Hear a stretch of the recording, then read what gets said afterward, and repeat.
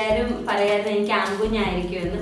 പക്ഷെ നിതീഷേട്ടനോട് ആ സമയത്ത് പറഞ്ഞു ആരെന്ത് പറഞ്ഞാലും പെൺകുഞ്ഞായിരിക്കും, ഉറപ്പിച്ചോ കണ്ടു എന്ന് പറഞ്ഞു. അപ്പം സ്ഥലത്ത് വന്നോട് പറഞ്ഞു ഹസ്ബൻഡ് കുഞ്ഞിനെ വാങ്ങാൻ നേരം കരഞ്ഞു എന്ന്. അതിന് മുമ്പ് ഒരു ദിവസം ഞാൻ എൻ്റെ ഹസ്ബൻഡിനോട് പറഞ്ഞു എനിക്ക് നല്ല ചൂട് ഉഴുന്നുവട വേണമെന്ന്. പുള്ളി ഉഴുന്നുവട വാങ്ങിച്ചുകൊണ്ട് വന്നു, പക്ഷെ ഉഴുന്നുവടയ്ക്ക് ചൂടില്ലായിരുന്നു. അങ്ങനെ ഞങ്ങളുടെ സ്ഥലത്തുട്ടി ഞങ്ങളുടെ കൈ വന്നു. എത്രയൊക്കെ ബുദ്ധിമുട്ടും പ്രഗ്നൻസിയിൽ എത്രയൊക്കെ മൂഡ് സ്വിങ്സും ദേഷ്യവും ഒക്കെ വന്നാലും എൻഡ് ഓഫ് ദ ഡേ ഇങ്ങനെ ഒരു പെരുന്നിനെ കൈ കിട്ടുമ്പോൾ ഇതൊക്കെ മാറില്ല. Hi, welcome to our YouTube channel. അപ്പോൾ കുറേ പേര് മെസ്സേജ് ത്രൂവും കമൻറ്റ് ത്രൂവും കുഞ്ഞിൻ്റെ ഡെലിവറി എക്സ്പീരിയൻസ് ഒന്ന് ഷെയർ ചെയ്യാമെന്ന് ചോദിച്ചിരുന്നു. അപ്പോൾ ഇന്ന് അത് ഷെയർ ചെയ്യാൻ കരുതിയത്. ജനുവരിയിലാണ് 2024 ഞാൻ കൺസീവ് ആണ് എന്നുള്ളത് അറിയുന്നത്. അന്ന് ഞാൻ എറണാകുളത്തായിരുന്നു ഹസ്ബൻഡിൻ്റെ കൂടെ. അപ്പോൾ ഞാൻ ഏർലി ടെസ്റ്റാണ് ചെയ്തത്. അപ്പോൾ ഡോക്ടറിനെ ഇവിടെ അടുത്തുള്ള നമ്മൾ എറണാകുളത്ത് അടുത്തുള്ള ഒരു ആശുപത്രിയിലാണ് ഞങ്ങൾ പോയത് ടെസ്റ്റ് ചെയ്യാൻ. അപ്പോൾ അവിടെ ചെന്നപ്പം അത് നമുക്ക് ഏർലി ടെസ്റ്റ് ആയതുകൊണ്ട് തന്നെ 1 വീക്ക് കഴിഞ്ഞിട്ട് നമുക്ക് ബ്ലഡ് ടെസ്റ്റ് ഒന്നും കൂടെ ചെയ്യാമെന്ന് പറഞ്ഞു. അപ്പം കൺസീവ് ആണ്, എന്നാൽ ഏർലി ഇതായതുകൊണ്ട് നമുക്ക് ഒന്നും കൂടി ടെസ്റ്റ് ചെയ്യണമെന്ന് പറഞ്ഞു. അങ്ങനെ ഞങ്ങൾ 1 വീക്ക് കഴിഞ്ഞിട്ട് ഒന്നും കൂടെ ബ്ലഡ് ടെസ്റ്റ് ചെയ്യാം. അപ്പോൾ പ്രോപ്പർ റെസ്റ്റാണ് പറഞ്ഞിരുന്നത്. എനിക്കിപ്പോഴും ഓർമ്മയുണ്ട്, എൻ്റെ ഹസ്ബൻഡ് അങ്ങനെ ഫുഡ് ഉണ്ടാക്കാനോ ചായ ഒന്നും അത്ര അറിവില്ലാത്ത ഒരാളായിരുന്നു. പക്ഷെ ഈ ഇപ്പോഴത്തെ ടേം ഉണ്ടല്ലോ വി ആർ പ്രഗ്നൻ്റ് എന്നുള്ളത്, അത് ആക്ച്വലി എനിക്ക് മനസ്സിലായത്, അല്ലെങ്കിൽ ആക്ച്വലി എനിക്ക് പറയാം ഞങ്ങൾ വി ആർ പ്രഗ്നൻ്റ്, ഞാൻ ഒറ്റയ്ക്കല്ലായിരുന്നു. കാരണം ആ സമയത്ത് പുള്ളി ചായ വെക്കാനും ഞാൻ എഴുന്നേൽക്കുന്നതിന് മുമ്പേ തന്നെ എഴുന്നേക്കും. എന്നിട്ട് എനിക്കുള്ള ആഹാരം ഒന്നെങ്കിൽ വാങ്ങിച്ചുകൊണ്ട് വരും, അല്ലെങ്കിൽ എന്തെങ്കിലും ലളിതമായിട്ടൊക്കെ ദോശയൊക്കെ ചുട്ട് വെച്ച് ചായ ഉണ്ടാക്കി വെക്കും. ഇപ്പോഴും ഒരാൾക്കുള്ളതേ അറിയുള്ളൂ ചായ ഉണ്ടാക്കാൻ. അത് എനിക്ക് മാത്രമേ ഉള്ളൂ തോന്നിച്ചിട്ടുള്ളത്. ചായ ഉണ്ടാക്കും, എന്നിട്ട് എന്നെ വിളിച്ചുണർത്തും. ഞാൻ 2 മാസം ഞാൻ എറണാകുളത്തായിരുന്നു ഏട്ടൻ്റെ കൂടെ തന്നെ. അങ്ങനെ കുഞ്ഞിന് ഹാർട്ട് ബീറ്റ്സ് വന്നു എന്ന് പറഞ്ഞതിന് ശേഷമാണ് ഞാൻ ഏട്ടൻ്റെ വീട്ടിൽ പോയത്. ആ സമയത്ത് ഏറ്റവും വലിയ എൻ്റെ ഒരു പ്രോബ്ലം എന്താണെന്ന് വെച്ചാൽ, നമ്മൾ പ്രഗ്നൻ്റ് ആയിരിക്കുമ്പോൾ നമുക്ക് ഇഷ്ടപ്പെട്ട ആഹാരങ്ങൾ കഴിക്കാൻ ആഗ്രഹിക്കുന്ന സമയമാണല്ലോ. പക്ഷെ എനിക്ക് പറ്റിയിട്ടില്ല, കാരണം എനിക്ക് ഷുഗർ ഉണ്ടായിരുന്നു. ഷുഗർ എനിക്ക് അത്യാവശ്യം കൂടുതൽ തന്നെ ആയിരുന്നു. ഇൻസുലിൻ എടുത്തിട്ടില്ല, പക്ഷെ ഞാൻ പ്രഗ്നൻ്റ് ആയതിൻ്റെ 2ാമത്തെ മാസം തൊട്ട് ഷുഗറിൻ്റെ മരുന്ന് കഴിക്കുന്ന ഒരാളായിരുന്നു. അപ്പോൾ ഷുഗർ ഉണ്ടായിരുന്നു, പിന്നെ യൂറിൻ ഇൻഫെക്ഷൻ വന്നു. അതുകൊണ്ട് ഇഷ്ടപ്പെട്ട ആഹാരങ്ങളൊന്നും കഴിക്കാൻ പറ്റത്തില്ല, അങ്ങനെ എങ്ങും പുറത്ത് പോകാൻ പറ്റത്തില്ല. പിന്നെ 3 months റെസ്റ്റ് ആണല്ലോ, അപ്പോൾ നമുക്ക് ട്രാവലിങ് അങ്ങനെ ഒന്നും പറ്റത്തില്ലായിരുന്നു. അതൊരു കുറച്ച് സ്ട്രഗ്ലിംഗ് പീരിയഡ് ആയിരുന്നു. പക്ഷെ എനിക്ക് അത്രയ്ക്കും ബുദ്ധിമുട്ടൊന്നും വന്നില്ല. എനിക്ക് വൊമിറ്റിംഗ് പ്രോബ്ലംസ് ഒക്കെ രാവിലത്തെ പ്രോബ്ലംസേ ഉണ്ടായിരുന്നുള്ളൂ. എഴുന്നേൽക്കുമ്പോൾ നമുക്കൊരു ഗ്യാസിൻ്റെ ഇഷ്യൂ കാണാം, അത് ഗ്യാസിൻ്റെ മരുന്ന് കഴിച്ച് കഴിയുമ്പോൾ അങ്ങ് മാറുമായിരുന്നു. പിന്നെ എനിക്ക് ചോറും കാര്യങ്ങളും ഒന്നും കഴിക്കാൻ പറ്റാത്തതുകൊണ്ട് ഗ്യാസിൻ്റെ പ്രോബ്ലംസ് ഒന്നും കൂടുതൽ വന്നിട്ടില്ല. എന്നാൽ ചോറൊന്നും കഴിക്കുന്നില്ലെങ്കിൽ എന്തായിരുന്നു എൻ്റെ മീലെന്ന് വെച്ചാൽ, രാവിലെ പഴം പുഴുങ്ങിയത്, പച്ച ഏത്തയ്ക്ക, അത് ഷുഗറുകാർക്ക് നല്ലതാണെന്നാണ് എൻ്റെ മദറിനോട് 1-2 പേര് ചോദിച്ച് അവർ പറഞ്ഞ് കൺസൾട്ട് ചെയ്തിട്ട് മദറിലോ രാവിലെ എനിക്ക് അതുകൊണ്ട് പച്ച ഏത്തയ്ക്ക പുഴുങ്ങി തരും, ഒരു മുട്ടയും തരും. അതാണ് രാവിലെ എഴുന്നേൽക്കുമ്പോൾ 1 ഗ്ലാസ് ചായ കുടിക്കുമല്ലോ. ചായയും എന്തെങ്കിലും ബിസ്ക്കറ്റോ റസ്കോ കഴിക്കും. അത് കഴിഞ്ഞൊരു 2 മണിക്കൂർ 3 മണിക്കൂർ, ഒരു 9 മണി 10 മണി ആകുമ്പോഴാണ് ഈ ഏത്തയ്ക്കയും മുട്ടയും കഴിക്കുന്നത്. അത് കഴിഞ്ഞ് ഉച്ചയ്ക്ക് എന്ന് പറയുമ്പോൾ അതൊരു ഫുൾ ഇച്ചിരി ചപ്പാത്തി, ഇച്ചിരി ചോറ്, ഇച്ചിരി ഒരു 2-3 കുക്കുംബർ അരിഞ്ഞത്, തോരൻ, അങ്ങനത്തെ ഉള്ളതായിരുന്നു എൻ്റെ ഉച്ചയ്ക്കത്തെ മീല്. പിന്നെ 4 മണി 5 മണി ആകുമ്പോൾ ഈ ഔഷധക്കഞ്ഞി പോണത്തെ ഒരു പരിപാടി അമ്മ ഉണ്ടാക്കി തരുന്നത്, അപ്പം അത് കുടിക്കുമായിരുന്നു. അത് ഞാൻ 10 മാസം കുടിച്ചിട്ടുണ്ടെന്ന് തോന്നുന്നത്. അത് കഴിഞ്ഞിട്ട് രാത്രി ചപ്പാത്തി. രാവിലെ ചായ ഒക്കെ കുടിച്ചിരുന്ന ഞാനാണെങ്കിൽ മധുരം എന്ന് പറയുന്നത് മധുരം ഭയങ്കര ഇഷ്ടമുള്ള ഒരാളായിരുന്നു. പക്ഷെ എനിക്ക് ആ സമയത്ത് മധുരം ഒട്ടും കഴിക്കാൻ പറ്റിയിട്ടില്ല, ഫ്രൂട്ട്സ് കഴിക്കാൻ പറ്റിയിട്ടില്ല. ആ സമയത്ത് എനിക്ക് കഴിക്കാൻ പറ്റുന്ന ആപ്പിൾ എന്നൊക്കെ പറഞ്ഞാൽ പച്ച ആപ്പിൾ കഴിക്കാം, മധുരനാരങ്ങ കഴിക്കാം, പിന്നെ കിവി കഴിക്കാം, അതൊക്കെയായിരുന്നു. അപ്പോൾ ഇതൊക്കെ എനിക്കിതൊക്കെ കഴിക്കാൻ പറ്റത്തില്ല. ഒരുപാട് കാര്യങ്ങൾ ആ സമയത്ത് നമുക്ക് കഴിക്കാൻ പറ്റുന്നില്ലല്ലോ. എനിക്ക് മധുരമുള്ളതൊന്നും തിന്നാമില്ല. എനിക്ക് അതല്ല ഏറ്റവും വലിയ വിഷമം. എൻ്റെ മുമ്പിൽ ആരെങ്കിലും ഇരുന്ന് കഴിക്കുമ്പോഴാണ് എനിക്ക് ഭയങ്കര വിഷമം വരുന്നത്. എനിക്കത് ഭയങ്കര വിഷമം. ആ സമയത്ത് ഞാൻ ഹസ്ബൻഡും നല്ല വഴക്കുണ്ടാക്കുമായിരുന്നു. പക്ഷേ എനിക്ക് എല്ലാ ഹസ്ബൻഡ് ആരെങ്കിലും കണ്ടുകൊണ്ടിരിക്കുന്നുണ്ടെങ്കിൽ എനിക്ക് അവരോടൊക്കെ പറയാനുള്ളത്, പ്രഗ്നന്റ് ലേഡീസ് വീട്ടിലുണ്ടെങ്കിൽ നിങ്ങൾ നിങ്ങളുടെ ലോജിക് ലോജിക്കായിട്ട് എക്സ്പ്ലെയിൻ ചെയ്യാൻ ചെല്ലരുത്. അവരെന്താണോ പറയുന്നത് അത് തല വിളിക്കുക, ആ ശരിയാ ഓക്കെ എന്ന് പറയണം. അല്ലാതെ അത് നീ ഇങ്ങനത്തെ രീതിയിലൊന്ന് ചിന്തിച്ച് അങ്ങനെ ലോജിക് കാര്യങ്ങളൊന്നും പറയാൻ നിൽക്കരുത്. എൻ്റെ ഹസ്ബൻഡ് അങ്ങനെയൊന്നും ലോജിക്കായിട്ട് പറഞ്ഞിട്ടില്ല. ഞാൻ എന്ത് പറഞ്ഞാലും ഓക്കെ സാരമില്ല നമുക്ക് ശരിയാക്കാം എന്നേ പറഞ്ഞിട്ടുള്ളൂ. ആ ശരിയാക്കാമെന്ന് പറയുന്നത് നമുക്ക് ഉള്ളിനുള്ളിൽ അറിയാം. ഈ ശരിയാക്കാമെന്ന് പറഞ്ഞാലും ഇതൊന്നും പ്രഗ്നന്റ് ത്രൂ എൻ്റെ ഈ ഷുഗർ മാറുന്നവരെ എനിക്ക് പല ആഹാരങ്ങളും കഴിക്കാൻ പറ്റത്തില്ല. പക്ഷെ ശരിയാക്കാന്ന് പറയുന്നത് കേൾക്കുന്നത് ഒരു സമാധാനമാണ്. പിന്നെ ഇത് തറയിൽ വീണാൽ ഇതൊന്നും തറ തുടയ്ക്കുകയൊക്കെ ചെയ്യുന്ന കേട്ടോ, അതൊന്നും വൃത്തികേടല്ല, അതുകൊണ്ട് പേടിക്കണ്ട. അപ്പോൾ അതായിരുന്നു ഏറ്റവും വലിയ പ്രശ്നം. മൂഡ് സ്വിങ്സ് ഒക്കെ എക്സ്ട്രീം ലെവലിലെ മൂഡ് സ്വിങ്സ് ഒക്കെ എനിക്ക് ഉണ്ടായിട്ടുണ്ട്. എനിക്ക് സ്റ്റിൽ റിമെമ്പർ ഒരു ദിവസം ഞാൻ എൻ്റെ ഹസ്ബൻഡിനോട് പറഞ്ഞു എനിക്ക് നല്ല ചൂട് ഉഴുന്നുവട വേണമെന്ന്. പുള്ളി ഉഴുന്നുവട വാങ്ങിച്ചുകൊണ്ട് വന്നു, പക്ഷെ ഉഴുന്നുവടയ്ക്ക് ചൂടില്ലായിരുന്നു. എൻ്റെ ഐ വാസ് ലൈക്ക് ഞാൻ ആഗ്രഹിക്കുന്ന ഒന്നും നടക്കുന്നില്ലല്ലോ, എനിക്കൊന്നും കഴിക്കാൻ പറ്റുന്നില്ലല്ലോ എന്ന് പറഞ്ഞാൽ ഭയങ്കര വിഷമവും കരച്ചിലും, ഭയങ്കര കരച്ചിലായിരുന്നു. ഇപ്പോൾ ഓർക്കുമ്പോൾ തമാശയായിട്ട് തോന്നും, പക്ഷെ ആ സമയത്ത് എനിക്ക് ഭയങ്കര വിഷമമായിരുന്നു. എനിക്ക് ഏങ്ങലടിച്ച് കരയാനുള്ള വിഷമങ്ങളായിരുന്നു. അപ്പോൾ ആ സമയത്ത് എല്ലാ സ്ത്രീകളും ആരൊക്കെയാണ് പ്രഗ്നൻ്റ് ആയി മിക്കവർക്കും മൂഡ് സ്വിങ്സ് എന്ന് പറയുന്നൊരു സാധനം വരെ. അത് നമ്മൾ പ്രഗ്നൻ്റ് ആവണമെന്ന് മാത്രമല്ല കേട്ടോ, പ്രഗ്നൻസിയിലാണെങ്കിലും നമ്മൾ പീരിയഡ്സ് ആകുമ്പോഴും ഒക്കെ ഗേൾസിന് വരുന്ന ഒരു കാര്യമാണ് ഈ മൂഡ് സ്വിങ്സ് എന്ന് പറഞ്ഞാൽ. അങ്ങനെ 7ാം മാസത്തെ ചടങ്ങ് വീട്ടിൽ വിളിച്ചുകൊണ്ട് പോകുന്ന ചടങ്ങുണ്ടല്ലോ, അത് കഴിഞ്ഞിട്ട് പത്തനംതിട്ട ഞാൻ കാണിച്ചിരുന്നു സെൻറ്റ് ലൂക്ക് എന്ന് പറയുന്ന ആശുപത്രിയിലായിരുന്നു. പിന്നെ എന്നെ അവിടുന്ന് വിളിച്ചുകൊണ്ട് 7ാം മാസത്തെ ചടങ്ങിനെ വിളിച്ചുകൊണ്ട് പോയി. എൻ്റെ വീടിൻ്റെ അടുത്തുള്ളത് ലൈഫ് ലൈൻ, അടൂർ ലൈഫ് ലൈനിലാണ്. നമ്മൾ അവിടെയാണ് കൺസൾട്ട് ചെയ്തത്. അടൂർ ലൈഫ് ലൈനിൽ ഡോക്ടർ അവിടെ ചെന്ന് ഒരു 2 ആഴ്ച കഴിഞ്ഞപ്പോഴത്തേക്ക് എൻ്റെ ഷുഗർ നോർമൽ ആയിരുന്നു. അതിന് മുമ്പേ നോർമൽ ആയിരുന്നു. പത്തനംതിട്ട ആശുപത്രിയിൽ നിന്ന് പോകുമ്പോഴത്തേക്ക് എൻ്റെ ഷുഗർ ഏകദേശം നോർമൽ ആയിരുന്നു. പിന്നെ ലൈഫ് ലൈനിൽ ചെന്ന് ബാക്കി എല്ലാ ആഴ്ചയിലും ഡോക്ടറിന് നമുക്കൊരു ഇത് റഫ് നോട്ട് എഴുതിക്കൊണ്ട് പോകണമായിരുന്നു. രാവിലെ ഷുഗർ നോക്കി എത്രയുണ്ടായിരുന്നു, ഷുഗർ ആഹാരം കഴിക്കുന്നതിന് മുമ്പേ നോക്കി അപ്പോൾ അതിന് എത്രയുണ്ടായിരുന്നു ചില റഫ് നോട്ട് ഉണ്ടാക്കി നമുക്ക് ഡോക്ടറിനെ കാണിക്കണമായിരുന്നു. ഡോക്ടർ സ്ട്രിക്റ്റ് പറയുമായിരുന്നു. അതും ഷുഗർ അപ്പ് ആൻഡ് ഡൗൺ ആയാൽ നല്ല വഴക്കും പറയായിരുന്നു. ആ സമയത്ത് ഡോക്ടർ ഞാൻ വിചാരിച്ചു അയ്യോ ഡോക്ടർ ഇച്ചിരി റൂഡാണല്ലോ എന്നൊക്കെ നമുക്ക് ആ സമയത്ത് തോന്നും. കാരണം ഷുഗർ കൂടിയ ടീച്ചേഴ്സിനെ പോലെ നമ്മൾ വഴക്ക് പറയുമായിരുന്നു. ഷുഗർ ഇനി കൂട്ടാൻ പാടില്ല, തനിക്ക് മാത്രമല്ല കുഞ്ഞിനും അപകടമാണെന്ന് പറഞ്ഞു. അങ്ങനെ ഞാൻ പ്രഗ്നൻസി ജേർണി 8-9 മാസം വരെ ആയി. ഡേറ്റ് പറഞ്ഞു ഫൈനൽ ചെയ്തു. അപ്പോൾ ഡേറ്റിന് നാളെയാണ് എനിക്ക് പോകേണ്ടത്. ഇന്ന് എനിക്കൊരു പനി വന്നു. പനി എന്ന് പറഞ്ഞാൽ അത് എങ്ങനെ വന്നു എന്ന് എനിക്കറിയില്ല. പനി എന്ന് പറഞ്ഞാൽ എനിക്ക് കാലുവേദന, കൈവേദന, രാത്രി എക്സ്ട്രീം ലെവലിൽ എനിക്ക് വയ്യാഴികയായി. അയ്യോ ഞങ്ങളൊക്കെ വിചാരിച്ചു ഇനി പ്രസവവേദനയുടെ ആണോ എന്ന് കരുതിപ്പോയി. പക്ഷെ നമുക്കറിയാലോ, എല്ലാവരും പറഞ്ഞു കേട്ടൊരു അറിവുണ്ട് സഹിക്കാൻ പറ്റാത്ത വേദനയാണെന്ന്. പക്ഷെ എനിക്ക് അത്രയും വേദനയല്ല. പക്ഷെ എനിക്ക് വയ്യ, എനിക്ക് കൈക്ക് വേദനയാണ്, കാലിന് വേദനയാണ്, എനിക്ക് ഓൾറെഡി പിന്നെ അല്ലാത്ത ഒരുപാട് പ്രശ്നങ്ങൾ, ചുമയുണ്ട്, മൂക്കൊലിപ്പുണ്ട്, അങ്ങനത്തെ ഒരുപാട് പ്രശ്നങ്ങൾ ഈ പനിയുടെ കൂടെ വന്നു. അങ്ങനെ ഞങ്ങൾ അഡ്മിറ്റ് ആവാൻ വേണ്ടി ഡോക്ടറിനെ കൺസൾട്ട് ചെയ്തു. ഡോക്ടർ പറഞ്ഞു ഒരാഴ്ച കഴിഞ്ഞ് നമുക്ക് ഡെലിവറി നടത്താൻ പറ്റും, പനിയും കൂടുതലാണ്, സോ അഡ്മിറ്റ് ആയിക്കോളാൻ പറഞ്ഞു. അങ്ങനെ ഞങ്ങൾ അഡ്മിറ്റായി. എനിക്ക് ചെറിയൊരു വൈറൽ ഫീവർ ആയിരുന്നു. അങ്ങനെ പനിയെല്ലാം നോർമലായി, എല്ലാം കഴിഞ്ഞ് ഡേറ്റ് പറഞ്ഞു. സെപ്റ്റംബർ 7 ആണ് അവർ ഡെലിവറി ഡേറ്റ് പറഞ്ഞു. അന്ന് എനിക്ക് ഇപ്പോഴും ഓർമ്മയുണ്ട്. ഞാൻ തലേന്ന് ഏട്ടനും ഞാനും എൻ്റെ മദർലോയും ഉണ്ട്. അപ്പം ഞാൻ ഒരു സിംഗിൾ പേരൻറ് ചൈൽഡാണ്. അപ്പോൾ നമുക്കൊരു സപ്പോർട്ട് എപ്പോഴും എല്ലാ പെൺകുട്ടികൾക്കും ആഗ്രഹിക്കുന്ന ഒരു കാര്യമാണല്ലോ. ഞാൻ ലൈഫിൽ എൻ്റെ ജേർണിയിൽ ഞാൻ അമ്മ ഉണ്ടായിരുന്നെങ്കിൽ ആഗ്രഹിച്ച സിറ്റുവേഷൻ ഒന്നാണത്. നാളെ എൻ്റെ പ്രഗ്നൻസി ആണ്, ഞാൻ എന്ത് ചെയ്യും, എങ്ങനായിരിക്കും ഒരു ഐഡിയ ഇല്ല. പപ്പയ്ക്കാണെങ്കിൽ ലീവ് കിട്ടിയില്ല, പപ്പയ്ക്ക് വരാൻ പറ്റുന്നില്ല, പപ്പ ഇടയ്ക്കിടയ്ക്ക് വിളിക്കുന്നുണ്ട്. ഫുൾ ഒരു ബ്ലാങ്ക് സിറ്റുവേഷൻ ആയിരുന്നു. ഹസ്ബൻഡ് കൂടെയുണ്ട്. അതാണ് ഏറ്റവും വലിയൊരു സന്തോഷം. എനിക്ക് എൻ്റെ ലൈഫിൽ ഇങ്ങനൊരു ഹസ്ബൻഡ് കിട്ടിയത് ലക്കാണെന്ന് പലപ്പോഴും വിചാരിച്ചിട്ടുണ്ട്. കാരണം ഒരുപാട് സ്ഥലങ്ങളിൽ എൻ്റെ പ്രഗ്നൻസിയിൽ എന്നെ ഒരുപാട് സപ്പോർട്ട് ചെയ്തിട്ടുണ്ട്. ഒരു 0 ഈഗോ ഉള്ള ആളല്ല, 0% പോലും ഈഗോ ഉള്ള ഒരാളല്ല എൻ്റെ ഹസ്ബൻഡ്.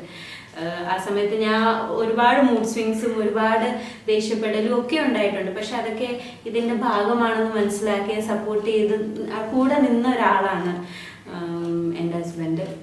അപ്പോൾ ഇതുപോലൊക്കെ തലേന്ന് കിടക്കുകയാണ്. ഞാൻ ഉറങ്ങിയില്ല അന്നത്തെ ദിവസം. അപ്പം വെളുപ്പിന് 4 മണിക്ക് അവർ കൊണ്ടുപോകാൻ വരുമെന്ന് പറഞ്ഞു, ഒബ്സർവേഷന് കൊണ്ടുപോകാൻ വരുമെന്ന് പറഞ്ഞു.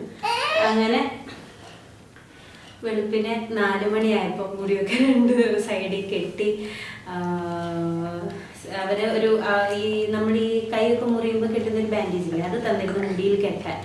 കാരണം ഇൻഫെക്ഷൻ ഒന്നും വരാതിരിക്കാനായിരുന്നു നമ്മൾ റബ്ബർ ബാൻഡ് ഒന്നും വെച്ചാണ് കെട്ടിയത്. അത് ആ ഒരു ത്രെഡും വെച്ചാണ് കെട്ടിയത്. അപ്പം 2 സൈഡിൽ കെട്ടി അവർ നമ്മൾ 4 മണിയായപ്പം ഒബ്സർവേഷനിൽ കയറ്റി. 4 മണിക്ക് കയറ്റി ഡോക്ടർ വന്നു.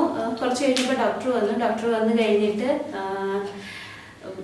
വേദന വരാനുള്ളത് ഇത് ട്രിപ്പ് കുത്തി. ഡോക്ടർ വരുന്നതിന് മുമ്പ് വേദന വരാനുള്ള ട്രിപ്പ് കുത്തി. പക്ഷെ വേദന വന്നില്ല. ഞങ്ങളൊക്കെ നല്ല ഉറക്കമായിരുന്നു. എൻ്റെ കൂടെ തന്നെ വേറെ 1-2 പേരുണ്ടായിരുന്നു ഡെലിവറിക്ക്. അങ്ങനെ ഡോക്ടർ വന്നിട്ട് ഈ നമ്മുടെ ഈ കുഞ്ഞ് കിടക്കുന്ന ഇത് വെള്ളം കുത്തി വിടുന്ന ഒരു പരിപാടിയുണ്ട്. അമ്മ അത് ഈ പ്രഗ്നൻ്റ് ആയ ഇവർക്ക് പേടിപ്പിക്കാൻ വേണ്ടി പറയുന്നതല്ല, പക്ഷെ അങ്ങനെ ഒരു പ്രോസസ്സുണ്ട്. അത് കഴിഞ്ഞപ്പോൾ തൊട്ട് വേദനയാണ്, എക്സ്ട്രീം ലെവലിൽ വേദനയാണ്. പക്ഷെ ഡൈലേഷൻ നടക്കുന്നില്ല, കുഞ്ഞ് ഷോ ചെയ്യുന്നില്ല.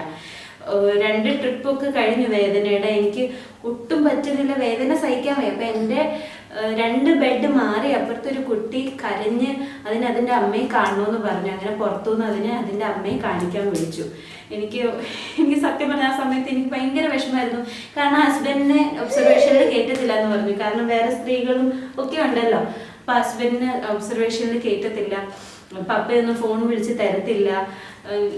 അമ്മയെ വിളിക്കാനെന്ന് പറഞ്ഞാൽ അച്ഛൻ്റെ ചേട്ടൻ്റെ ഭാര്യയൊക്കെ പുറത്തുണ്ട്, മദനകളൊക്കെ ഉണ്ട്. പക്ഷെ എനിക്ക് അമ്മ ഉണ്ടായിരുന്നു ഞാൻ ആ സമയത്ത് ആഗ്രഹിച്ചു പോയി. കാരണം ആ കുട്ടിയുടെ അമ്മ വന്നിട്ട് ഈ കുട്ടിയെ കെട്ടിപ്പിടിച്ച് കരഞ്ഞു. എന്നാൽ സാരമില്ല ഡോക്ടർ, സിസേറിയൻ നടത്തിക്കോ, ഞാൻ നോക്കിക്കോളാം എന്ന് പറഞ്ഞിട്ട് കുട്ടിയുടെ സിസേറിയൻ ചെയ്യാൻ പോയി. കാരണം ഒരുപാട് സമയമായി. ഞങ്ങൾ 4 മണിക്ക് വെളുപ്പിനെ കയറ്റിയിട്ട് ഇത് നടക്കുന്ന ഏതാണ്ട് വൈകിട്ട് 4 മണിയായി. എനിക്കാണെങ്കിൽ വേദന സഹിക്കാൻ വയ്യ. അവസാനം ഞാൻ പറഞ്ഞു, എന്നാൽ എനിക്ക് എപ്പിഡോർമൽ എന്ന് പറഞ്ഞിട്ട് ഈ പെയിൻലെസ് ഡെലിവറി ഉണ്ട്, അതെങ്കിലും ചെയ്യാൻ പറയാമെന്ന് പറഞ്ഞു. അങ്ങനെ ഇവർ വെളിയിൽ പോയി ചോദിച്ചപ്പോൾ എൻ്റെ ബൈസ്റ്റാൻഡേഴ്സ് പറഞ്ഞു വേണ്ടാന്ന്. ആ സമയത്ത് നമ്മൾ ഈ സിനിമയിലൊക്കെ കാണുന്ന പോലെ പറയാം കാലമാണ് പിടിക്കാവുന്നത്. അങ്ങനെ ഞാൻ പറഞ്ഞു, ഇവർക്കൊക്കെ ഭ്രാന്ത ഡോക്ടറെ, എനിക്ക് വേദന സഹിക്കാൻ പറ്റുന്നില്ല. അവർക്കൊന്ന് എനിക്കൊരു കാര്യം ചെയ്യും, എൻ്റെ പപ്പയെ വിളിച്ചു നിർത്താൻ. ഞാൻ പപ്പയോട് സംസാരിക്കട്ടെ, പപ്പയ്ക്ക് മനസ്സിലായി ഞാൻ വേദന അനുഭവിക്കുന്നത്. പപ്പ പറഞ്ഞോളൂ ഇത് ചെയ്തോളാം, രൂപ എത്രയായാലും പപ്പ ചെയ്തോളൂ. കാരണം എൻ്റെ വിഷമം കണ്ടാൽ സഹിക്കാൻ പറ്റത്തില്ല എന്ന് ഉറപ്പുള്ള ഒരാൾ പപ്പയാണ്. ബാക്കിയുള്ളവരൊക്കെ സാരിയിൽ ഇച്ചിരി വേദന അനുഭവിച്ചാലും നോർമൽ അല്ലേ നല്ലത്. നോർമലിന് ഒരുപാട് ബെനിഫിറ്റ്സും ഉണ്ട് കേട്ടോ. അപ്പോൾ അതാ നല്ലതെന്ന് എല്ലാവരും പറയും. പക്ഷെ പപ്പ ഇങ്ങനെ പറയില്ല ഒരു പക്ഷെ. അങ്ങനെ 5 മണിയായി. പക്ഷെ credit goes to my doctor. Doctor ഒരുപാട് മെൻ്റലി ഇത്രയും സപ്പോർട്ട് ചെയ്തൊരു ഡോക്ടർ വേറെ ഇല്ല. അനീറ്റ് മാത്യു എന്ന് പറഞ്ഞ ഡോക്ടറിനെയാണ് ഞാൻ കൺസൾട്ട് ചെയ്തത്. ആ ഡോക്ടർ ഒരു 5 മണി 4:45 തൊട്ട് എന്നോട് പറയുന്നത്, മുന്നേ ഞാൻ ഒരു 5 മണി കഴിഞ്ഞ് വരാം, അല്ല ഞാൻ 5 മിനിറ്റ് കഴിഞ്ഞ് വരാം, ഞാനൊരു 10 മിനിറ്റ് കഴിഞ്ഞ് വരാം. അങ്ങനെ പറഞ്ഞാൽ എന്നോട് പറഞ്ഞ ഒരു കാര്യം ചെയ്യും, ഞാൻ ഒരു 5 മണിയാകുമ്പോൾ വരാം, നടന്നില്ലെങ്കിൽ നമുക്ക് ബാക്കി എന്താണെന്ന് വെച്ചാൽ ചെയ്യാം. അപ്പം ഞാൻ ഡോക്ടറിൻ്റെ കൈ പിടിച്ച് പറയുന്നുണ്ട്, ഡോക്ടർ ഇവക്ക് പുറത്തൊന്നും പറഞ്ഞൊന്നും താല്പര്യമില്ല, എനിക്കറിയത്തില്ല, എനിക്ക് വേദന സഹിക്കാം. അപ്പം എൻ്റെ അപ്പുറത്തുള്ള കുട്ടിക്ക് ഏതാണ്ട് 5-6 സെൻറ്റിമീറ്റർ ഡൈലേഷനൊക്കെ നടന്നു. എനിക്കാണെങ്കിൽ കുഞ്ഞിൻ്റെ തല ചെറുതായിട്ട് പോലും ഷോ ചെയ്യുന്നില്ല. പക്ഷെ എനിക്കറിയില്ല ദൈവത്തിൻ്റെ ഒരു ഇതാണോ. 5:30 ഡോക്ടറിൻ്റെ ടൈം ഔട്ട് കഴിഞ്ഞിട്ട് ഡോക്ടർ അവിടെ വന്നിരിക്കുകയാണ്. എന്നോട് പറഞ്ഞ് ഞാൻ പ്രാർത്ഥിക്കുന്നുണ്ട്, നമുക്ക് ഇച്ചിരി നേരം കൂടെ നോക്കാമെന്ന്. പക്ഷെ ആ സമയം എനിക്ക് വന്ന വേദന ഓട്ടോമാറ്റിക്കലി ഞാൻ പുഷ് ചെയ്യുമായിരുന്നു. എന്നോട് ആരും പുഷ് ചെയ്യാൻ പറഞ്ഞതല്ല, എനിക്ക് വന്ന വേദനയെ പുഷ് ചെയ്യുന്നതായിരുന്നു. ഞാൻ അറിയാതെ തന്നെ അങ്ങ് പുഷ് ചെയ്ത് പോകുമായിരുന്നു. അങ്ങനെ 1-2 തവണ വന്നപ്പോഴത്തേക്ക് ഡോക്ടർ വന്ന് കണ്ടപ്പോൾ ചെറുതായിട്ട് ഷോ ചെയ്യുന്നുണ്ടെന്ന് പറഞ്ഞു. അത് പറഞ്ഞപ്പോഴാണ് ഈ എപ്പിഡോർമൽ വേണമെന്ന് പറഞ്ഞപ്പോൾ എപ്പിഡോർമൽ ചെയ്യുന്നത് നല്ലതല്ല, നടുവിന് ഇഞ്ചക്ഷൻ വെക്കുന്നത് നല്ലതല്ല എന്ന് പറഞ്ഞിട്ട് വേറെ എന്തൊരു സിലിണ്ടർ പോലത്തെ ഒരു സംഭവം എനിക്ക് ശ്വസിക്കാൻ തന്നു. അതിപ്പോൾ നമ്മളിങ്ങനെ ശ്വസിക്കും 1 2 3 4 എന്ന് പറഞ്ഞ് നമ്മൾ ബാക്കായിട്ടുണ്ട് 5 4 3 2 1 ശ്വാസം ഇങ്ങനെ നമ്മൾ ഈ സിലിണ്ടറിൽ നിന്ന് വലിച്ച ഈ ഗ്യാസ് ഇങ്ങനെ പിടിച്ചു വെക്കണം, എന്നിട്ട് ഇത് സ്ലോലി റിലീസ് ചെയ്യണം. അങ്ങനത്തെ ഒരു സംഭവം ഞാൻ എപ്പിഡോർമൽ വേണമെന്ന് പറഞ്ഞപ്പോൾ എനിക്ക് തന്നിരുന്നു. ഇത് ശ്വസിച്ചുകൊണ്ട് ഉറക്കം ഉണ്ടാവുന്നതെന്നല്ലാതെ വേദനയ്ക്കൊരു കുറവില്ല. ഇതൊക്കെ ഞാൻ അടിച്ചെറിഞ്ഞു ലാസ്റ്റിൽ, കാരണം ഇതിനൊന്നും എനിക്ക് വേദനയ്ക്കൊരു കുറവില്ല, വേദനയാ. അങ്ങനെ ഞാൻ എന്തൊക്കെയോ 5:30 ആയപ്പം എനിക്ക് ചെറിയൊരു വേദന വന്നു, ഡൈലേഷൻ നടന്നു. ഞാൻ പുഷ് ചെയ്യാൻ സ്വയമേ തുടങ്ങി. അങ്ങനെ ആ സ്വയമേ ഉള്ള പുഷിൽ കുഞ്ഞ് ചെറുതായിട്ട് ഷോ ചെയ്തിട്ട് ഈ ഡെലിവറി നടത്തുന്ന ഒബ്സർവേഷനിൽ നിന്ന് ഡെലിവറി നടത്തുന്ന റൂമിലേക്ക് ഞങ്ങളെ കൊണ്ടുപോയി.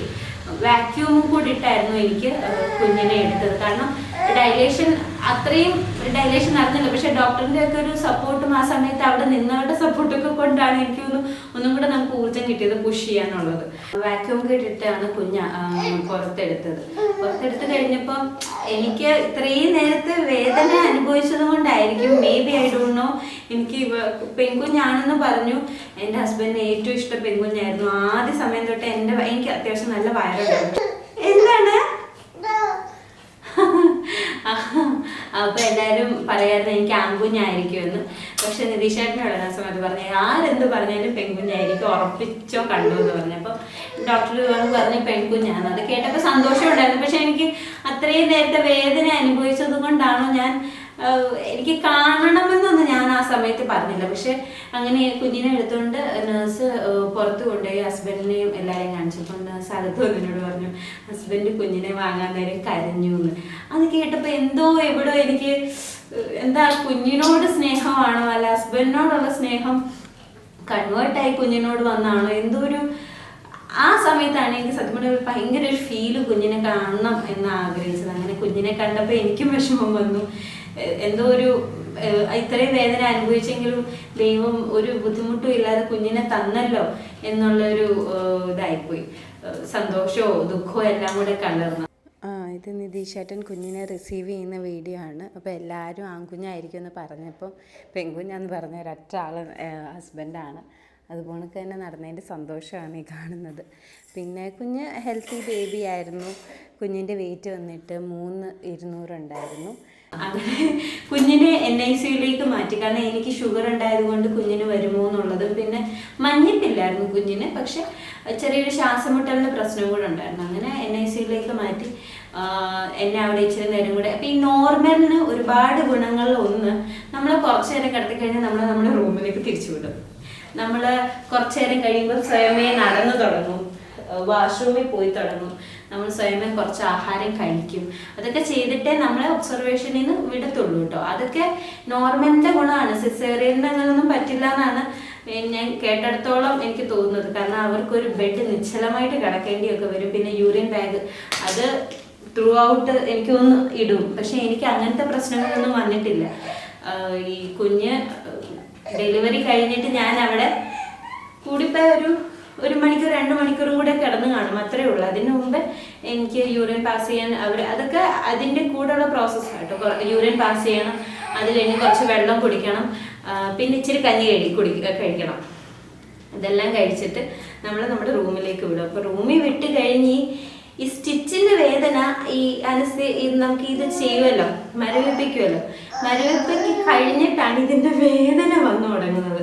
ആ രാത്രി ഞാൻ ഉറങ്ങിയിട്ടില്ല, എനിക്ക് ഭയങ്കര വേദനയായിരുന്നു. അപ്പം എല്ലാവരും എന്താ ഡെലിവറി കഴിഞ്ഞാൽ നിശ്ചലമായി കിടക്കണമെന്നൊക്കെയല്ലേ പറയുന്നത്. അങ്ങനെ ഞാനും അപ്പോഴാണ് നേഴ്സ് എന്ന് പറഞ്ഞത് നടക്കണം, നന്നായി നടക്കണം, എന്നാലേ ഈ സ്റ്റിച്ച് വലിഞ്ഞിട്ട് വേദന കുറയത്തുള്ളൂ എന്ന്. എനിക്ക് ഓർമ്മയുണ്ട്, ഞാൻ കുറേ നേരം നടന്നു. ഹസ്ബൻഡും മദറിൻലോയും ഉണർന്ന് ഇങ്ങനെ ഇരിക്കുകയാണ്, ഞാൻ നടന്ന് അതൊക്കെ ഈ നോർമലിന്റെ ഗുണമാണ് കേട്ടോ. ഒരു പ്രശ്നവും ഇല്ലാതെ നമുക്ക് നടക്കാൻ പറ്റുന്നതും ഒക്കെ. അങ്ങനെ അങ്ങനെയാണ് വേദന കുറഞ്ഞത്. കുറെ നടന്ന് ഇതൊന്ന് വലിഞ്ഞ് പിന്നെ പെയിൻ കില്ലറൊക്കെ കഴിച്ചാണ് ഉറങ്ങി. എൻ്റെ അടുത്ത ദിവസം ഉച്ചയായപ്പം ഡോക്ടർ NICUയിൽ ചെല്ലണമെന്ന് ഏട്ടനെ ഹസ്ബൻഡിനെ വിളിച്ച് പറഞ്ഞിരുന്നു ഡോക്ടർ. അങ്ങനെ എന്നെ കൂട്ടി NICUയിൽ കുഞ്ഞിനെ കാണാൻ. അതായിരുന്നു ലൈഫിലേക്ക് ഒരുപാട് കുഞ്ഞുങ്ങൾ ഈ NICUയിൽ കിടപ്പുണ്ട്. ചില കുഞ്ഞുങ്ങൾക്കൊക്കെ അസുഖങ്ങളോ എന്തൊക്കെയോ ഉണ്ട്, ട്രിപ്പൊക്കെ ഇട്ടിട്ടുണ്ട്. അപ്പോൾ ഇവളുടെ കയ്യിൽ ട്രിപ്പ് ഇട്ടിട്ടുണ്ടായിരുന്നു. എനിക്ക് സങ്കടം ഭയങ്കര, നമുക്കങ്ങ് വിഷമം, എനിക്ക് ഇപ്പോഴും ഓർക്കുമ്പോൾ വിഷമമാണ്. അവൾ അതിൽ കിടക്കുന്ന കാണുമ്പോൾ എന്താ ഇവര് കുഞ്ഞിനെ ഇത് ലൈറ്റിന്റെ താഴെയല്ലേ കിടക്കുന്നത്. അപ്പോൾ എനിക്കെന്തോ കുറേ കുഞ്ഞുങ്ങളുടെ കൂടെ നമ്മുടെ കുഞ്ഞ് ഒറ്റയ്ക്ക് കിടക്കുവാണോ അങ്ങനെയൊക്കെയുള്ളൊരു ഫീലായിരുന്നു തോന്നിച്ചിരുന്നത്. എങ്ങനെയും കൈ കിട്ടിയാൽ മതിയല്ലോ എന്നായിരുന്നു. പിന്നെ ഡോക്ടർ നോക്കിയിട്ട് ഒന്നും കുഴപ്പമൊന്നും ഇല്ല, പിന്നെ എന്തോ ഒബ്സർവേഷൻ ഇരുന്നിട്ട് നമുക്ക് കൊണ്ടുപോകാമെന്ന് പറഞ്ഞു. അപ്പം തന്നെ പറഞ്ഞിരുന്നു ഇനി വരുമ്പം എന്ന് പറഞ്ഞാൽ ആദ്യത്തെ കുഞ്ഞിന് പാലൊക്കെ കൊടുത്ത് പിന്നെ വരുമ്പോൾ കൊണ്ടുപോകാമെന്ന് പറഞ്ഞു. അങ്ങനെ ഞങ്ങൾ കുഞ്ഞിനെ കണ്ടു, തിരിച്ചു വന്നു. പിന്നെ ഉച്ചയ്ക്ക് കുഞ്ഞിന് പാല് കൊടുക്കാനായിട്ട് പിന്നെയും തിരിച്ചുപോയി. അപ്പം ഇവർ ഫോർമുല മിൽക്കും കൊടുക്കും, നമ്മളോട് ബ്രസ്റ്റ് മിൽക്കും ചെയ്യാൻ പറയും. കുഞ്ഞിന് ആ ഒരു ഇത് എക്സ്പീരിയൻസ് വരാൻ വേണ്ടി അവിടെ വെച്ച് തന്നെ. അപ്പോൾ അവർ നമുക്ക് കാണിച്ചൊക്കെ തരിക എങ്ങനെയാണ് പാല് കൊടുക്കേണ്ടത്, പൊസിഷനും കാര്യങ്ങളൊക്കെ പറഞ്ഞുതരും. അങ്ങനെ നമ്മുടെ കയ്യിൽ കിട്ടി. പാല് കൊടുക്കാൻ പോയ സമയത്ത് തന്നെ പാല് കൊടുത്തു. അവർ കൊടുത്തു. ഇച്ചിരി കഴിഞ്ഞപ്പം കുഞ്ഞിനെ ഡ്രസ്സൊക്കെ ചെയ്ത് നമുക്ക് തന്നു. നമ്മളങ്ങനെ റൂമിൽ കൊണ്ടുവന്നു. അയ്യോ, അതായിരുന്നു ഏറ്റവും എപ്പിക്ക്. ഇതിൻ്റെ ഒരു ബെനിഫിറ്റ്സ് പറയാം. നമ്മുടെ കയ്യിൽ കുഞ്ഞിന് ആവശ്യമുള്ള എല്ലാ സാധനങ്ങളും ഓൾറെഡി ഉണ്ടായിരുന്നു. നമ്മൾ ഒരിക്കലും പ്രസവ സമയത്തോ അല്ലെങ്കിൽ പ്രസവം കഴിഞ്ഞിട്ടോ അല്ല കുഞ്ഞിനുള്ള സാധനങ്ങൾ വാങ്ങിച്ചിട്ടുള്ളത്. എല്ലാവരും പറയാറുണ്ട് ഈ പ്രസവത്തിന് മുമ്പേ കുഞ്ഞിനുള്ള സാധനങ്ങളൊന്നും വാങ്ങാൻ പാടില്ല. പക്ഷെ ഞാൻ കുറച്ച് പൈസയൊക്കെ ആവുമ്പോൾ എന്തെങ്കിലും ഓഫറൊക്കെ കാണുമ്പോൾ കുഞ്ഞിനുള്ള സാധനങ്ങൾ ഓൾറെഡി ഞങ്ങൾ വാങ്ങിച്ചു വെച്ചിരുന്നു.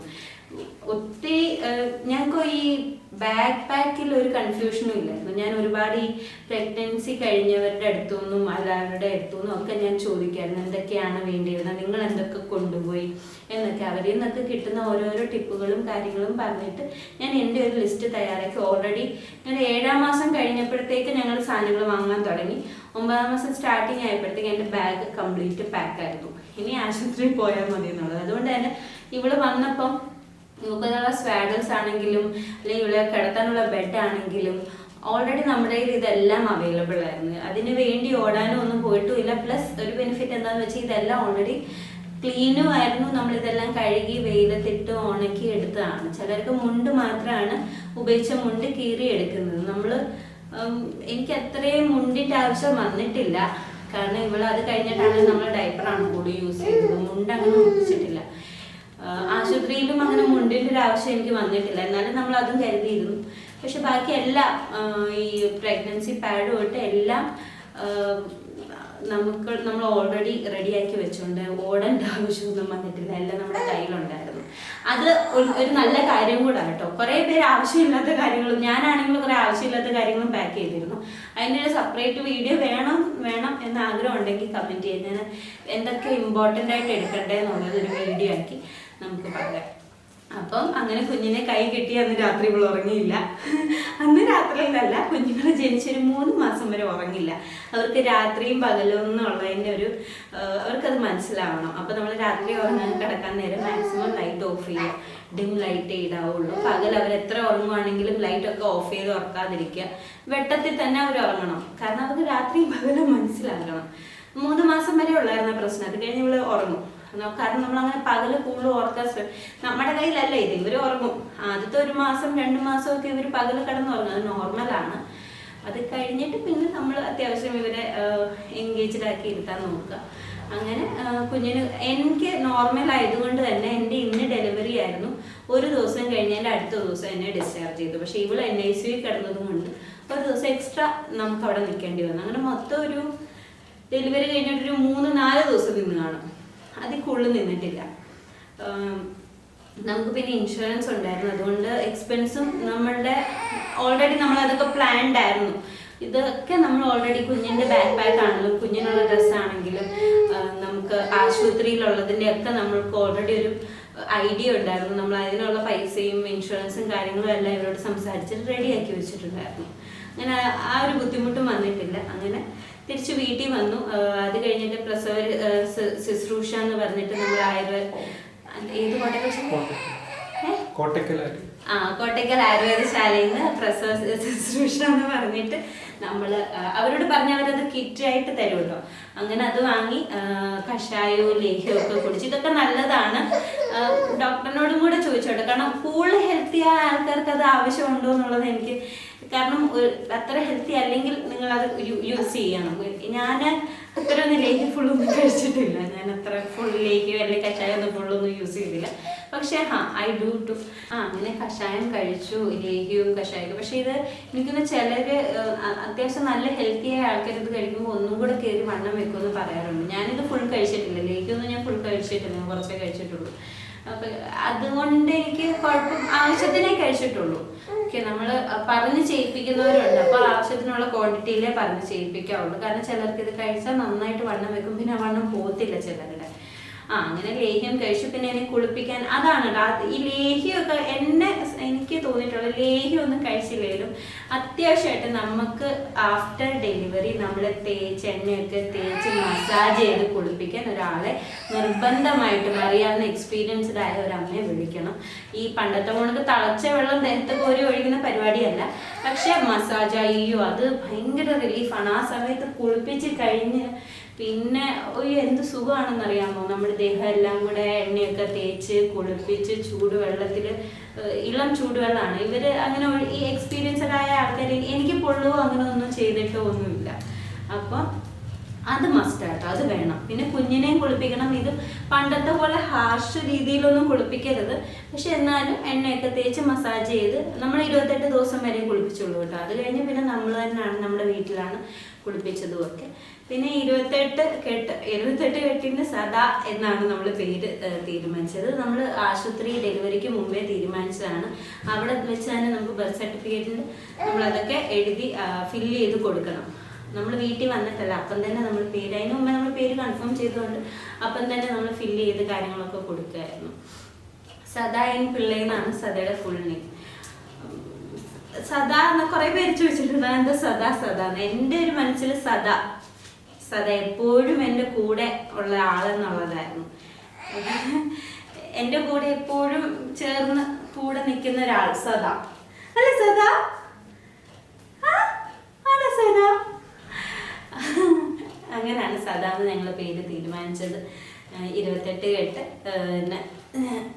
അതൊരു ഞങ്ങളുടെ ഫാമിലിയുടെ ഒരു സെൻസേഷൻ ന്യൂസ് ആയിരുന്നു, അത് എന്തുകൊണ്ട് സദാ എന്നുള്ളത്. പക്ഷെ ഞങ്ങൾക്ക് എപ്പോഴും ഞങ്ങളുടെ കൂടെ ഉണ്ടായിരിക്കുന്ന എപ്പോഴും എന്നുള്ളൊരു മീനിങ് ആണ് സദയ്ക്ക്. അങ്ങനെ സദാ, ഇങ്ങനെ ഞങ്ങളുടെ സദക്കുട്ടി ഞങ്ങളുടെ കൈ വന്നു.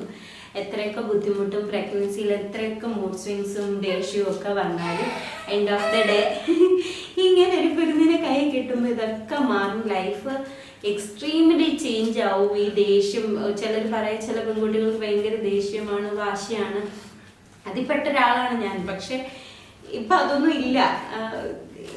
ഈ കുഞ്ഞൊക്കെ ആയി കഴിയുമ്പോൾ നമുക്ക് ദേഷ്യമൊന്നും പെടാൻ തോന്നത്തില്ല. ഇതിൻ്റെ മുഖം കാണുന്നതിന് എത്രയൊക്കെ വലിയ വഴക്ക് കാണിച്ചാലും, അല്ലെങ്കിൽ തന്നെ ഇവരൊക്കെ എത്ര വലിയ വഴക്ക് കാണിക്കാനാണ്. ഇവർക്ക് ആകെ വേണ്ടത് നമ്മളെപ്പോഴും കൂടെ ഉണ്ടാവണം, നമ്മളെപ്പോഴും ഇവർക്ക് ഇത് അറ്റൻഷൻ കൊടുക്കണം, അത്രയും വേണ്ടുള്ളൂ ഇവർക്ക്. അപ്പോൾ ഈ വേദനയും ബുദ്ധിമുട്ടും ഒക്കെ സഹിച്ചെങ്കിലും എൻഡ് ഓഫ് ദി ഡേ സദാ എനിക്ക് കൈ കിട്ടിയാലും ദൈവം തന്നതിലും അവർക്ക് ഒരു ബുദ്ധിമുട്ടും ഉണ്ടാക്കാതെ ഇതുവരെ എൻ്റെ കൂടെ ഉണ്ടായതിലും ഒക്കെ എനിക്ക് ഒരുപാട് സന്തോഷമുണ്ട്. ഇന്നും ഇവിടെ ഇതുകൊണ്ട് സന്തോഷിച്ചിരിക്കണമെന്നാണ് ഞാൻ ആഗ്രഹിക്കുന്നത്. പിന്നെ ഇങ്ങനെ പ്രഗ്നൻ്റ് ആയ ഒരുപാട് പേര് കാണും. അവരോട് എനിക്ക് പറയാനുള്ളത്, കാത്തിരിക്കുക. ഇതുപോണക്കത്തെ നല്ലൊരു കുഞ്ഞിനെ നിങ്ങൾക്ക് ദൈവം തരട്ടെ. പിന്നെ ഹസ്ബൻഡ്സ്മാരോടും ഭർത്താക്കന്മാരോടും പറയാനുള്ളത്, പണ്ടത്തെ മുരടൻ ഭർത്താക്കന്മാരെ പോലെ ചിന്തിക്കാതെ, ഇത് എല്ലാവർക്കും നടക്കുന്ന ഒരു കാര്യമല്ലേ, ഇതെല്ലാവരും അനുഭവിക്കുന്ന ഒരു കാര്യമല്ലേ, ഇതെന്തൊരു പ്രത്യേകത എന്ന് പറയുന്നവരോട്, നിങ്ങളുടെയൊക്കെ കൈ മുറിഞ്ഞ ഒരു ചെറിയ മുറികളാണെങ്കിലും ഒരു ചെറിയൊരു തുണിക്കെട്ട് വന്നാൽ പോലും അയ്യോ അമ്മേ എന്ന് പറഞ്ഞാൽ കൊണ്ട് നടക്കുന്നു. അപ്പൊ നമ്മൾ അവരോട് തിരിച്ചു പറഞ്ഞാൽ എത്രയോ പേരുടെ കൈ ഇതിലും വലുതായിട്ട് മുറിഞ്ഞിട്ടുണ്ട്, എത്രയോ പേരുടെ കയ്യിൽ സ്റ്റിച്ചിട്ടുണ്ട്. അപ്പൊ നിങ്ങൾക്കോ അപ്പൊ എന്താ വേദനയൊന്നും ഒന്നുമില്ല, ഇതൊക്കെ എല്ലാവർക്കും വരുന്നില്ലെന്ന് നമ്മൾ അവരോട് തിരിച്ചു പറഞ്ഞാലും. അപ്പൊ വേദന ഓരോരുത്തർക്കും ഓരോ രീതിയിലാണ്, എക്സ്പീരിയൻസ് ഓരോ രീതിയിലാണ്. അത് എല്ലാവർക്കും കിട്ടുന്നൊരു അനുഗ്രഹമാണ്. എല്ലാവർക്കും ആ അനുഗ്രഹം കിട്ടട്ടെ. പക്ഷെ അതൊരു ഈസി വേയിൽ കാണരുത് കേട്ടോ. പിന്നെ എന്തോ പ്രസവം അത്രയല്ലേ ഉള്ളൂ, നീ എന്തോ വേദന അനുഭവിച്ചത്, എല്ലാവരും അനുഭവിക്കുന്നില്ല, നിനക്ക് മാത്രം എന്തൊരു കൊമ്പുണ്ടോ എന്നൊക്കെ ചോദിക്കുന്ന ഭർത്താക്കന്മാരുണ്ട്. എനിക്ക് അമ്മ അങ്ങനെയുള്ള ഒന്നും കിട്ടിയില്ലല്ലോ എന്നുള്ളൊരു ആശ്വാസം മാത്രമേ ഉള്ളൂ. കാരണം അങ്ങനെയൊന്നും ചിന്തിക്കാൻ പാടില്ല. കാരണം ഈ പറയുന്നവർക്ക് ഒരു മൂക്കിപ്പനി വന്നാൽ പോലും കട്ടിലേത് എഴുന്നേക്കാത്തവന്മാരാണ് ഭാര്യമാരെ ഇങ്ങനെ പറയുന്നത്. അങ്ങനൊന്നും പറയരുത്, ദോഷമാണ്. ബാക്കി എന്താ, ഈ ജേർണി എൻജോയ് ചെയ്യുക. ഭാര്യയും ഭർത്താവും കൂടെ ഒരുമിച്ച് എൻജോയ് ചെയ്യേണ്ട ജേർണിയാണ്. എത്രയൊക്കെ ബുദ്ധിമുട്ടുണ്ടായാലും ഇടയ്ക്ക് ട്രിപ്പിനൊക്കെ കൊണ്ടുപോകാൻ നോക്കണം. ആഹാരമൊക്കെ ഇഷ്ടപ്പെട്ട ആഹാരങ്ങൾ റെസ്റ്റോറൻറ്റിലൊക്കെ കൊണ്ടുപോയി വാങ്ങിച്ചു കൊടുക്കാൻ നോക്കണം. ഫുഡൊക്കെ നന്നായിട്ട് ഉണ്ടാക്കാൻ അറിയുന്നവരാണെങ്കിൽ ഫുഡ് നന്നായിട്ട് ഉണ്ടാക്കി കൊടുക്കണം. അത്രയൊക്കെയുള്ളൂ പറയാം. അപ്പോൾ